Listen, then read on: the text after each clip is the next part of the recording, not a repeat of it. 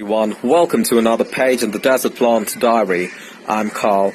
In today's video, I share with you a recent plant haul that I made. Alright guys, getting to the succulents that I purchased. Do excuse my finger. So first up, we've got these two Euphorbia fossoirs. They are different from each other. And the reason why I've picked this guy up is very simply because I did pick two off this same type before, and one of them died. So I did pick another one as well, but that seems to be hanging on for dear life. And I thought I'll pick another one and let it remain in this container. And so perhaps that will encourage this to just hang on. So normally what I do is I buy plants and I don't take them out of the soil for quite a while. I have spoken of that in one of my earlier videos, what you should do when you buy plants. Now next to that is this guy. Now these two were in greenhouses and they did look very similar. However, with exposure to sunlight, you can see they're beginning to throw off their gorgeous colours. Don't they remind you a bit of crotons? Absolutely gorgeous. Now guys, as I mentioned earlier, the colour was quite similar, as you can see from these older leaves that were perhaps shaded even over here. So what I normally do with cacti and succulents, if I'm confused, not always, but when possible, is I do look very closely at the morphology of the plant. Because as I mentioned earlier, these guys were grown in greenhouses, so they weren't so evidently different as is the case right now. So what you can do is to look at the morphology of the leaves. So you can see this one is quite elongated, and this one slightly stumpier or less elongated. And the vein pattern on the leaf over here is very clear, but the one on the right you can see has some amount of mottling or speckling or whatever you'd like to call that.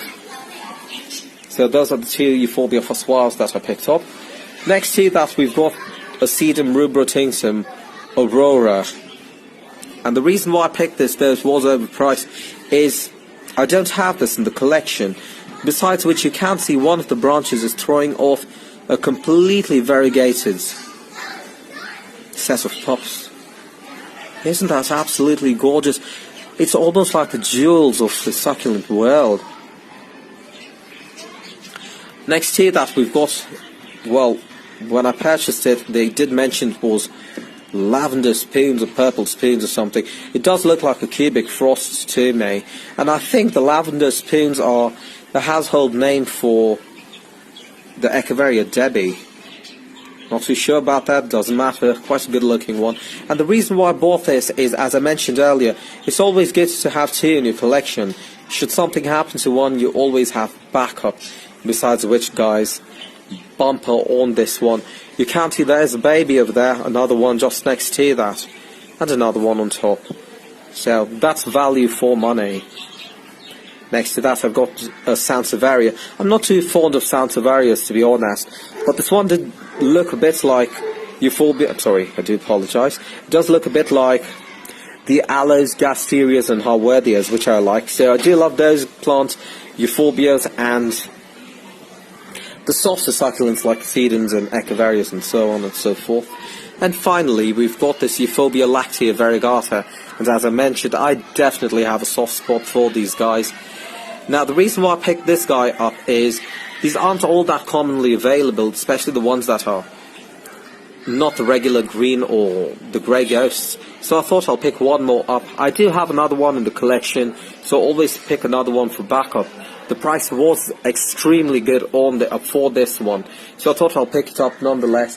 And I have degrafted the other one, so I definitely did the right thing by purchasing this guy.